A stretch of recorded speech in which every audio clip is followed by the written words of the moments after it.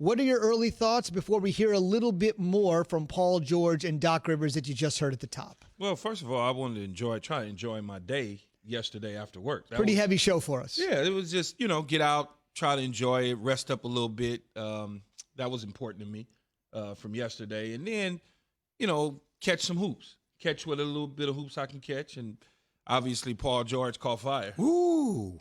I mean, watching that duel between Jamal Murray and Donovan Mitchell is getting more special by a second. So after I got done, I had a little lesson on broadcasting. Keyshawn, I got to get you on this lesson I did with this company called Varsity Tutors, which is great, and talk to kids just about how to be a sports broadcaster, how to be like Keyshawn Johnson on live TV. Don't do that. That's a bad message you're sending to the kids. Yeah.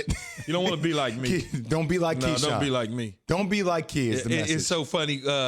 I remember when me and Chris Carter were working together on Countdown, and kids would come into the studio, and they'd be like, "Oh, yeah, CC say, why you not in school?" It's like, "Oh, because I can't." He said, "Good. You don't need to go to school. Look how it worked out for us." Do not listen to that. That is not the answer. Worked out looks good for Keyshawn. I guess the caveat there is if you're in the Hall of Fame, I guess you don't have to do that like CC is. So if you don't have that Hall of Fame NFL career, kids, go to school, go to broadcasting school. Otherwise, you can just skip it. But on a real note, yesterday it was tough. I feel like after I left the show, I was tired. I was just tired mentally, physically, about carrying that weight, talking about it. And then what do you do when you go into the regular world again? Like, how do you continue to push for the action? And I mean, that's what we're going to talk about today, obviously, with Fred VanVleet and company. Well, think about it. 4 hours, and a lot of people don't realize this. They think we just talk sports and we have fun. 4 hours of trying to navigate and keeping people from going to some other trash when we're the greatest show on earth is like, it's a hard job. People don't understand. It's a lot of energy just to be able to navigate 4 hours. And then on top of that, we got to deal with everything else. That's even more weight on your shoulders. So you certainly feel exhausted at the end of the day. But I do understand those are first-class problems, right? Well, first-class problems. I guess we worked on this as a job. Yeah, I'm with you. This is not, so that people know, those kids that you're talking about, this is not going to a studio. I mean, we are here in the morning preparing and prepping. We got a show to put on. No question about it. One thing we should mention, if you weren't with us yesterday, I mean, where the hell were you? No, but if you weren't here with us yesterday, we were talking Say it with your chest.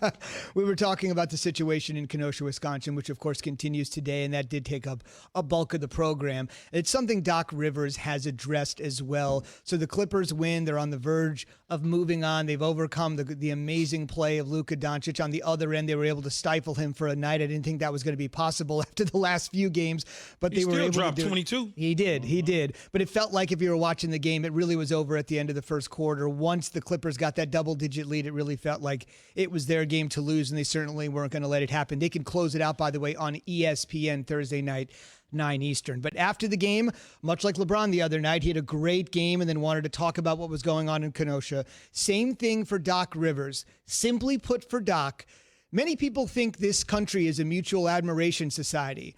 But for many people and black people in this country, according to Rivers, it is not. All you do is keep hearing about fear. It's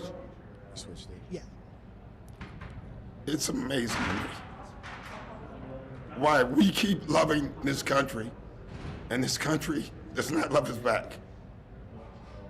And it's really so sad. Like, I should just be a coach. And it's so often reminded of my color. We're the ones that need to be scared. We're the ones having to talk to every black child.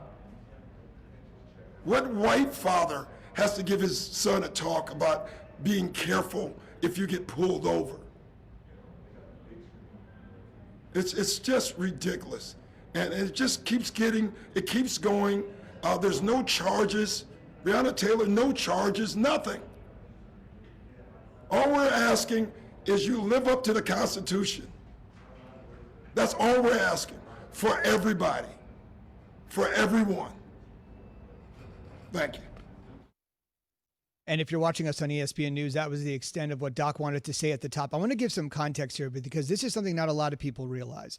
Doc Rivers' father, Grady, was a lieutenant in the Maywood, Illinois Police Department. It's a black working class suburb just west of Chicago, for 30 years. And I think a lot of people, when they hear African-American athletes, obviously he was a former player turned highly respected head coach, they sometimes say, well, some of these people don't see the police side of things. But I just want to mention here, his father for 3 decades was a lieutenant in a police department in just west of one of the biggest cities in America. So I just want to mention that, because Doc knows of what he speaks when it comes to that.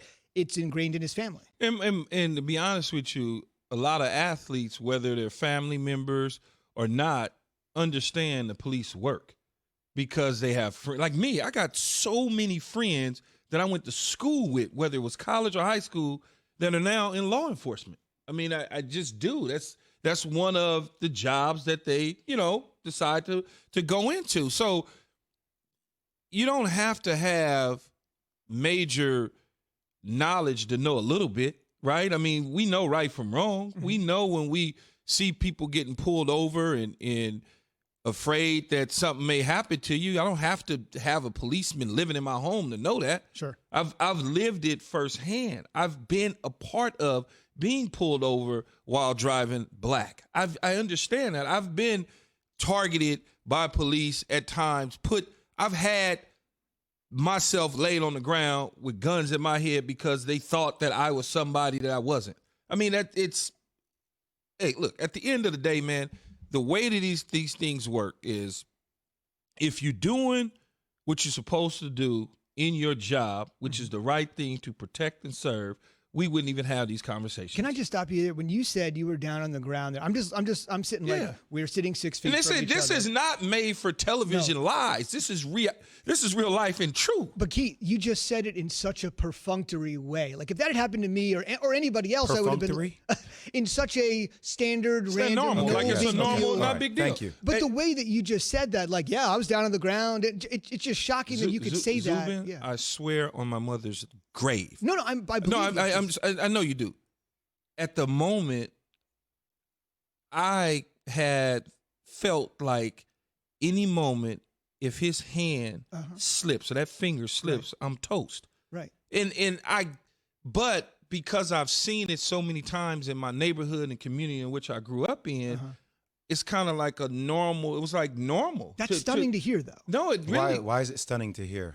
Just stunning to hear, just from the aspect of he could say it so coolly. That's, you know what I mean? I would say because be honest with you, it's reality though, dog. But that's what I'm saying. I think you come from a drastically different socioeconomic background. Man, So check this out though, Z. So I don't know if you know USC, the area USC's in is South Los Angeles, which is an area that has been hit by a number of crimes over the years.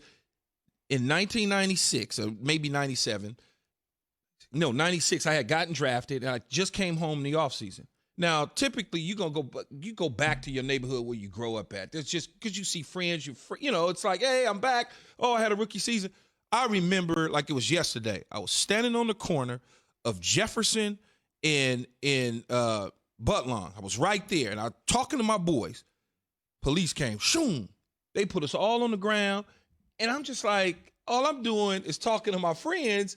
But they treated us like we did something wrong. And then eventually they let us go. But the way that they treated us was just crazy. But it's reality. That's just what it is. And it's unnecessary, but it happens. Keyshawn J. Will Zubin brought to you by Dell Small Business. Dell supports Small Business Month with savings up to 45%.